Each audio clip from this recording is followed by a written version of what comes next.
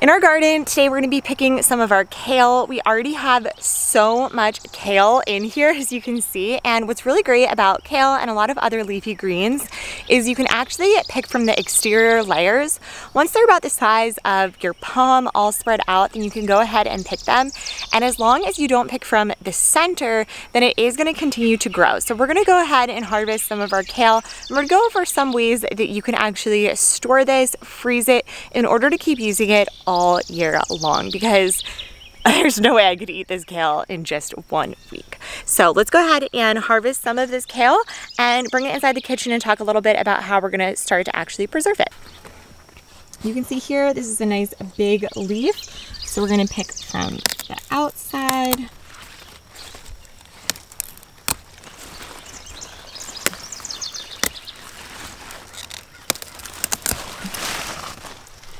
And you want to leave these interior ones. This is where it's actually going to grow from.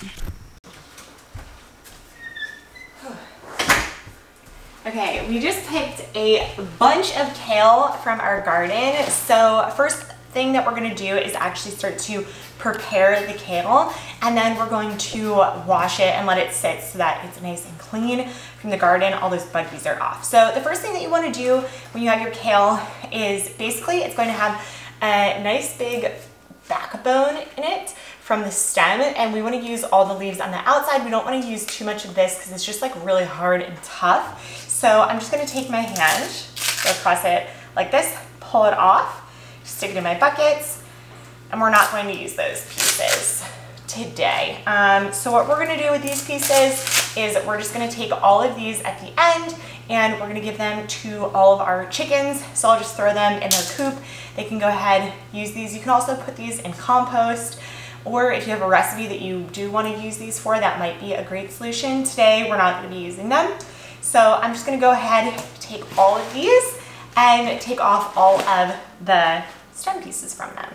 Great, now that I've gone ahead and pulled all of the leaves off the stems, I'm gonna go ahead and soak these in some cool water. I'm gonna add some white vinegar and let these sit for anywhere from 2 to 5 minutes, 10 minutes. You might want to refresh the bowl depending on how dirty your leaves are. And then we're going to just spin dry them in our salad dryer.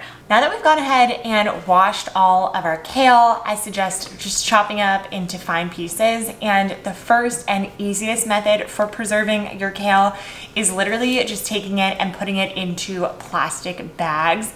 Now, the main way that I actually use kale is in my berry smoothies. So what I will actually do is I will purchase bags of berries, frozen berries. This is great because they're usually a lot cheaper than fresh berries, and you can get them all year long, and because they're flash frozen, they lock in all the nutrients. So what I'll do is I will just separate it into 2 bags, and I'll take my kale that I have and just drop it in to the bag. And then what you can do is you can go ahead and just freeze it just like that. So literally nothing crazy there.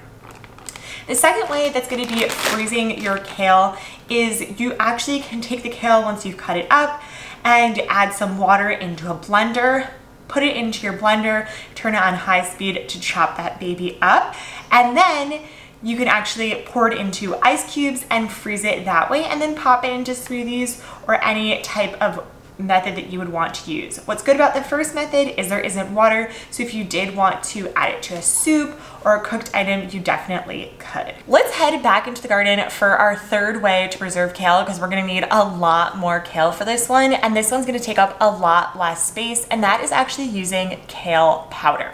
So let's talk a little bit about how you can actually go ahead and create kale powder using fresh kale from your garden. Okay, so we have quite a bounty of kale, and it is very hot outside. I was gonna go ahead and lay these down on pans, anything you would cook in the oven, but what I'm actually gonna do, since we have so much kale, is just lay them across a nice towel outside, and we're gonna do this and let them just dry up, and then we'll come back at the end of the day. Hopefully they'll be nice and dry. Another way that you could do this is actually putting them in a dehydrator. I've just found that this is probably gonna be a lot easier. It's cheap, it's free, whereas a dehydrator you would have to actually have, and we do not have one.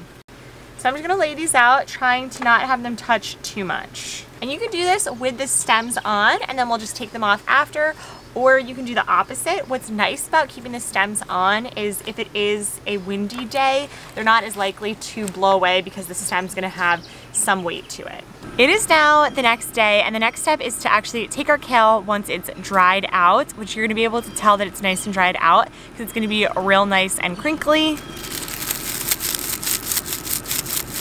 Just like that. And all we're gonna do is similar to the way that we cleaned the kale up for our frozen preserved kale, we're going to just remove the stem. So it's really easy, same exact way, taking it, and you have all of this nice, good, dry kale. And we're gonna go ahead and put this into our blender. So next up, you're just gonna blend this down into a nice thin powder. Really make it as fine of a consistency as you can. You can also use a food processor here to make it into a really good consistency. And I like to just pour it into a nice mason jar. This way you can keep this all year long. It's usually gonna last around 9 to 12 months in this way. And obviously it does not take up as much space as the 2 freezer methods, which is really, really great. And this just lets you have this really great kale superfood all year long without having to worry to preserve it or having to purchase it from the store.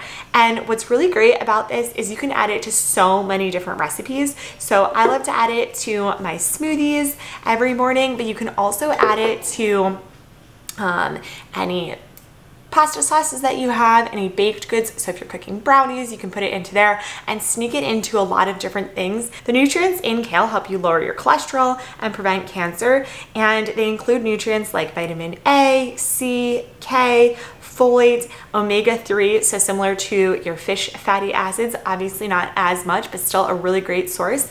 And if you're just adding a little bit to your smoothie, you're not even gonna know that they're there. I hope that you enjoyed this video and you're able to preserve your kale for longer. Have a great day. I'll see you guys again next time. Bye.